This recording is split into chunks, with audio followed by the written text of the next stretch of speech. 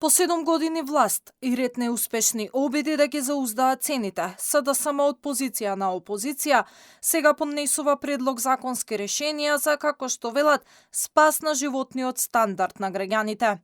Според нив, во изминатите 8 месеци била влошена економската состојба во државата, иако целата експертска јавност посочува дека ова што се случува сега е последица на лоши политики со години назад. Затоа, тие сега се ставаат во улога на спасители и во парламентот предложија 7 мерки. Намалување на ДДВ-то за струја од 18 на 5%, укинување на ДДВ-то за храна на 0%, замрзнување на цените на основните производи, фиксирање на маржите, зголемување на платите во приватниот сектор и спроведување на законот за нефер трговски практики.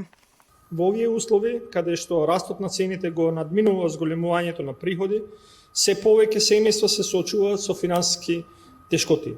А за многумина месечната плата веќе не е доволна ниту за најосновните трошоци.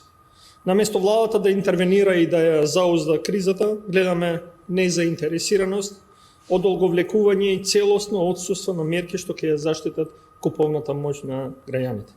Ваквиот потек на опозицијата немаше да биде парадоксален доколку токму истите тие не беа начело на државата пред 8 месеци. Токму во нивно време, поточно во јули 2023 година, ДДВ-то на струјата и покрај сите предупредувања и од регулаторот и од енергетичарите дека не е време за тоа, владата на СДСМ и го покачи од 10 на 18%. Во време на СДСМ имаше и така наречени луксузни производи, за кои владата стави повисок данок, но на листата се најдоа производи како сладоледот, чипс од лутеницата, иако требаше со повисок данок да се производи како перки од ајкули или кавијар. Подоцна листата се ревидираше, но владата во која вице-премиер за економски прашања беше токму Фатмир Битики, процени дека чипсот, гумите за џвакање и сладоледот се нездрави, па затоа биле луксузни производи.